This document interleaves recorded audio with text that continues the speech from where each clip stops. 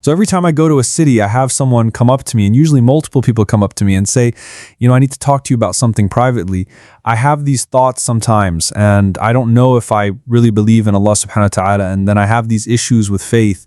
And is Allah subhanahu wa ta'ala going to punish me because I'm having these thoughts, and because I'm having these whispers, and because I'm having these doubts? And the Prophet sallallahu alaihi wasallam, he puts us at ease by saying to us two things. He says, one, that you could be having a conversation, people could be sitting around talking, and they'd be pondering upon the greatness of Allah subhanahu wa ta'ala and saying, Allah created this, Allah created that. And then one of them would say, فَمَنْ خَلَقَ اللَّهِ? So then who created Allah subhanahu wa ta'ala? And that's a hadith in Sahih Muslim. And the Prophet ﷺ, he also said in another hadith in Sahih Muslim that a person might be actually contemplating, doing tadabbur and tafakkur, actually reflecting and contemplating on the creation of Allah subhanahu wa ta'ala and feeling this high point and saying, who created this? And you would say Allah subhanahu wa ta'ala, and you're admiring the creation of Allah subhanahu wa ta'ala. But then shaitan comes to you, the devil comes to you and says, فَمَنْ خَلَقَ اللَّهِ? So then who created Allah subhanahu wa ta'ala? The Prophet sallallahu alaihi wasallam, he says in both of these ahadith that when you start to have that thought, when you start to have those whispers of man khalaq Allah, who created Allah subhanahu wa ta'ala, he said quickly say, amantu billah, I believe in Allah subhanahu wa ta'ala. By doing that, you do away with the thoughts of shaitan, by the whispers of shaitan, and you reaffirm your faith in Allah subhanahu wa ta'ala.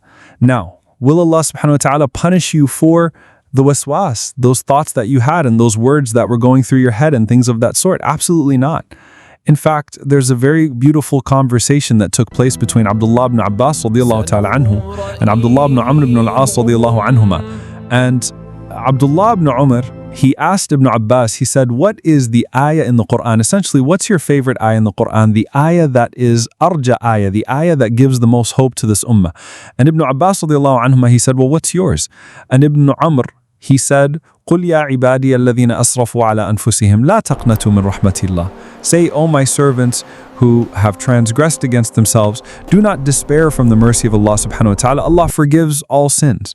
So Ibn Amr is someone, when you look through his life, is someone that was prone to despair and things of that sort. And so this is something that gives him hope, and it gives many people hope, knowing that Allah subhanahu wa ta'ala will forgive all sins. Ibn Abbas radiallahu ta'ala anhuma, he responds and he says, as for me, what I see as the ayah that gives the most hope is when Ibrahim alayhi salam said to Allah subhanahu wa ta'ala, Rabbi alladhi yuhyi wa yumit, O my Lord who gives life and who gives death, Arini kayfa tuhyi al-mawta, show me how you give life to the dead. Now realize, Ibrahim alayhi salam, the ayah before tells us that Ibrahim alayhi salam was just arguing with Namrud, saying, Rabbi alladhi yuhyi wa yumit, that it's my Lord who gives life and who gives death. And Namrud responds and says, Ana uhyi wa umit, I'm the one who gives life and who gives death. And Ibrahim alayhi salam says, فَإِنَّ اللَّهِ يَأْتِي بِالشَّمْسِ مِنَ الْمَشْرِقِ فَأْتِ بِهَا مِنَ الْمَغْرِبِ. Well then Allah subhanahu wa ta'ala, brings the sun from the mashriq, he brings the sun from the east, so bring it from the west. فَبُهِتَ الَّذِي كَفَرَ. And so Namrud was left in absolute, he was absolutely stunned. Why? Because Namrud's idea of giving life and giving death, he brought someone that he had sentenced to death already, and he said, you're free to go. And then he brought a completely innocent man and he killed him. So he said, I give life and I give death as well. Now Ibrahim alayhi salam just put forth a logical argument that clearly Allah subhanahu wa ta'ala gives life and gives death in a way that we cannot give life and give death. And he gives this example of how Allah subhanahu wa ta'ala brings the sun from the east, so bring it from the west. In essence, control the sunrise and the sun, and control the sunset if you really feel like you're in control. But Ibrahim alayhi salam still asked Allah subhanahu wa ta'ala, Arini kayfa tahya al-mawta, show me how you give life to the dead. Now Allah subhanahu wa ta'ala said to Ibrahim alayhi salam, awalam tu'min, will you not believe? قال بلى ولكن ليطمئن قلبي. He said, I fully believe, but this would put my heart at rest. And Allah subhanahu wa ta'ala actually honored the request of Ibrahim alayhi salam by telling him to take birds and to put them into pieces and put them on different mountains, and Allah subhanahu wa ta'ala would bring them back together. Now Ibn Abbas radiallahu ta'ala anhuma, why does he say that ayah is the ayah that gives the most hope, that ayah is really his favorite ayah? Because Rasulullah sallallahu alayhi wasallam, he commented on that ayah by saying, نَحْنُ أَحَقُّ بِالشَّكِّ مِنْ إِبْرَاهِيمَ عَلَيْهِ السَّلَامِ. We have more right to doubt than Ibrahim alayhi salam. Now, is this hadith of the Messenger ﷺ suggesting that Ibrahim ﷺ had a doubt in Allah subhanahu wa ta'ala, that he doubted Allah subhanahu wa ta'ala in any way? No, because Ibrahim ﷺ said that I believe. But لِيَطْمَئِنَ قَلْبِي, this would increase my iman, this would increase my faith if you showed me how you do it, O Allah.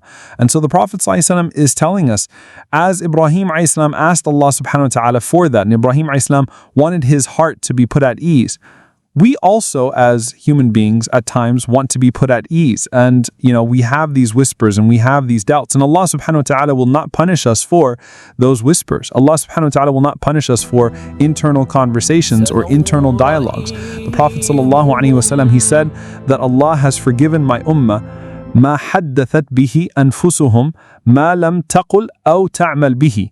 As long as that person has only spoken to himself, meaning you're having these internal whispers, but you haven't spoken of them or acted upon them, don't worry, Allah subhanahu wa ta'ala is not going to punish you. These are whispers clearly from the shaitan to take you away from Allah subhanahu wa ta'ala.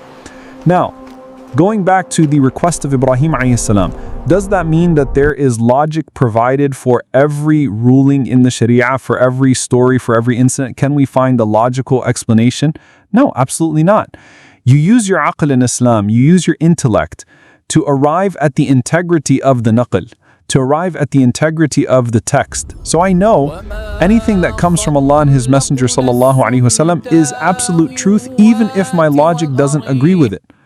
However, if I find the proof of it, and that's the beauty of studying and the beauty of seeking knowledge, إِنَّمَا يَخْشَى اللَّهَ مِنْ عِبَادِهِ الْعُلَمَاءِ, those who have a greater awe of Allah subhanahu wa ta'ala are those who are learned. Why? Because by studying the proofs and by studying the evidences and by studying context, your faith increases because almost everything does have a logical explanation to it. But even when it doesn't, I know that I've used my aql, I've used my intellect to arrive at the conclusion that there is no way the Quran and the Sunnah are not divine. And so by doing so, that puts me at ease with everything that comes after that. And so you find Abu Bakr as-Siddiq radiallahu ta'ala anhu, when the Prophet ﷺ, he took his night journey, the journey of al-Isra wal-Mi'raj, and obviously the Prophet ﷺ, when he wakes up and he tells the people that he was taken from Mecca to Jerusalem through the heavens, Abu Jahl mocked the Prophet ﷺ, and he called the people and he said, can you repeat what you just said in front of the people? And even some of the Muslims were shaken by that. How can the Prophet ﷺ, how can a man be taken from Mecca to Jerusalem to the heavens and back all in one night? So a man comes to Abu Bakr radiallahu ta'ala anhu and he says, do you hear what Muhammad sallallahu alayhi wasallam said?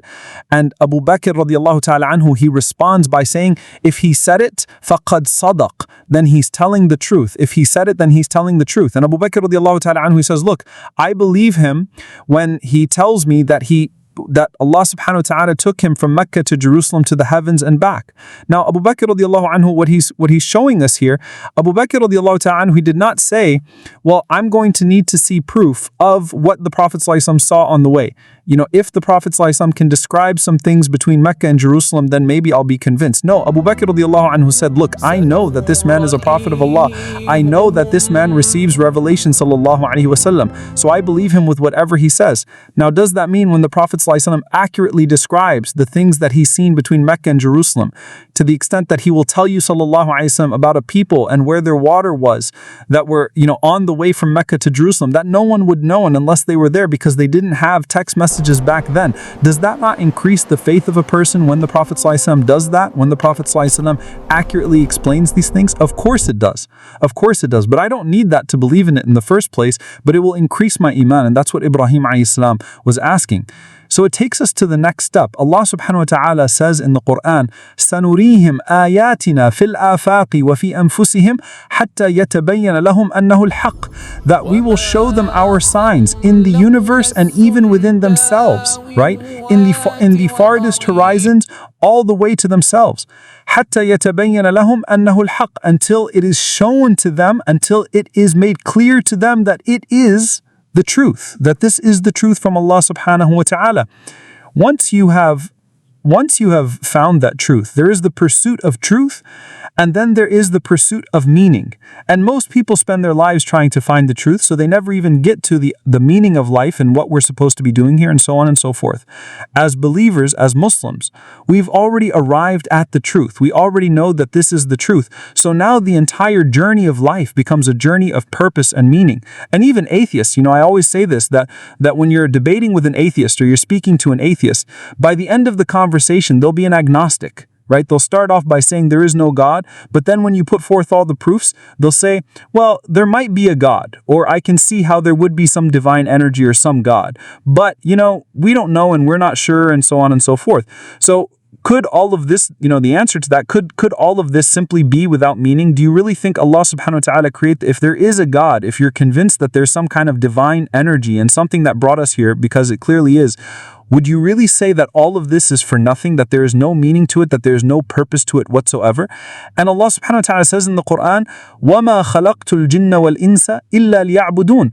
Allah did not create anything in abath. Allah did not create anything for meaning and purpose. And so for the believer, the journey now becomes a journey of purpose and meaning. Assalamu alaikum wa rahmatullahi wa barakatuh. I hope you enjoyed and benefited from this video. If you did, then please do share it. And if you'd like to follow the rest of the series, then please do click on the top box. And if you'd like to see all of the other episodes and the other videos we have to offer, then please click on the box under that.